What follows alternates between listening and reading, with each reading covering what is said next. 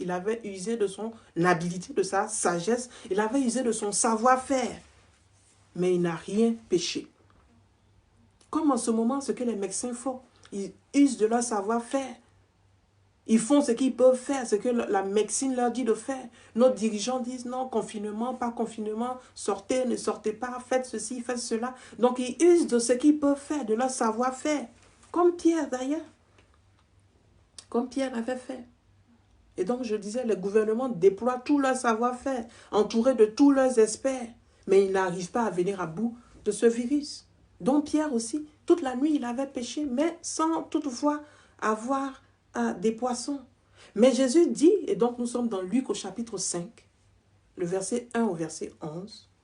Je ne vais pas tout lire, Luc chapitre 5, verset 1 à 11. On peut lire cela de nous-mêmes. Et donc Jésus lui dit à Pierre, il dit, jette ton filet. Pierre n'est pas trop sûr. Donc il raconte l'histoire. Seigneur, toute la nuit, on a essayé, mais on n'a rien dit. Mais Pierre va dire quelque chose de très important au verset 5. Donc à la fin du verset 5.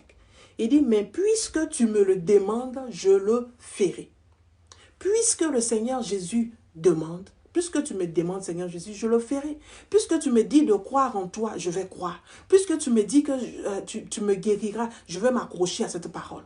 Donc Pierre dit, je m'accroche à cette parole. Et nous connaissons la suite. Et donc ce passage est très populaire. On appelle la pêche miraculeuse. Donc Pierre a dit quelque chose d'important.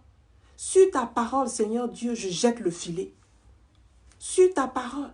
Donc cet après-midi, tu m'écoutes, sur la parole de Dieu, jette le filet. C'est-à-dire, il faut avoir la foi. C'est-à-dire, prends le bouclier de la foi. C'est-à-dire, déverse-toi dans la parole de Dieu. Sur ta parole. Et tu auras la guérison. Tu auras la paix.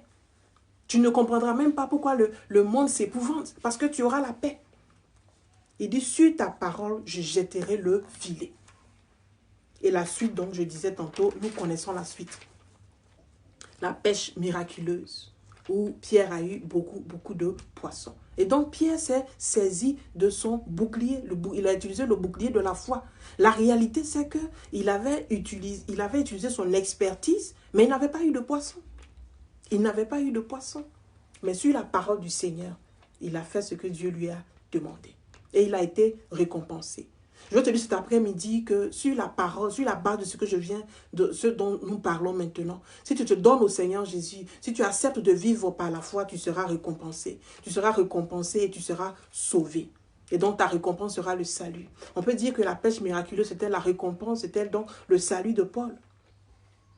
Une autre fois encore, le salut de Pierre. Pierre est dans le bateau, dans Matthieu 14. Et le Seigneur Jésus lui dit, parce que là, il voit le Seigneur Jésus marcher sur l'eau. Et ils ont tous peur, ils se disent c'est un fantôme, on ne sait pas qui c'est. Mais Pierre dit à Jésus, il dit si c'est vraiment toi, dis-moi de venir. Et la Bible nous dit que Jésus alors ordonne à Pierre de venir. Et il dit viens. Il dit donc viens. Et Pierre sort du bateau, il commence à marcher sur l'eau. Marcher sur l'eau, ce n'est pas quelque chose de naturel pour un être humain. Un être humain ne peut pas marcher sur l'eau. Mais sur la base de la parole de Dieu, Pierre est sorti du bateau et il est sorti de la barque. Il a commencé à marcher sur l'eau. Peut-être que ce que je te dis cet après-midi semble pour toi bizarre. Mais comment accepter Jésus et puis avoir la paix? Comment accepter Jésus et puis avoir la guérison? Mais sur la base de la parole de Dieu, nous pouvons avoir ce que nous demandons exactement. Nous pouvons vivre dans l'impossible. Cette maladie qui tue, cette maladie qui n'a point de remède. Mais le Seigneur Jésus peut te dire, non, prends juste un verre d'eau. Et tu peux le boire et tu seras guéri. Scientifiquement, c'est impossible. Scientifiquement, c'était impossible que Pierre marche sur l'eau. Avec la loi de la pesanteur et tout ce que nous savons, avec la loi de la gravité, il devait couler. Mais il est sorti du bateau et il a commencé à marcher sur l'eau. Pourquoi? Tant que Pierre avait les yeux focalisés sur Jésus, tant que Pierre il avait les yeux sur ce que Jésus a dit c'est moi Jésus, sors du bateau. Donc je te dis cet après-midi, sors du bateau, sors du monde, sors de la vie que tu mènes, sors de ce que tu fais et qui ne glorifie pas le nom du Seigneur. Et tu pourras marcher sur l'eau, tu pourras vivre dans l'impossible. Tu pourras vivre dans l'impossible. Ça semble bizarre pour toi. La Bible dit d'ailleurs à ce sujet que la sagesse de Dieu est une folie devant les hommes. Comment un homme peut marcher sur l'eau? Mais Jésus l'a fait. On pouvait encore dire qu'il était homme, il était Dieu. D'accord. Mais Pierre l'a fait sur quoi? Sur la base de la parole de Dieu. Donc cette parole de Dieu que nous prêchons, elle est esprit et vie. La Bible dit que c'est la lettre qui tue, mais l'esprit donne la vie. Et donc, si nous donnons à cette parole, si nous rentrons, nous demeurons dans cette parole, et que l'Esprit de Dieu demeure dans cette parole,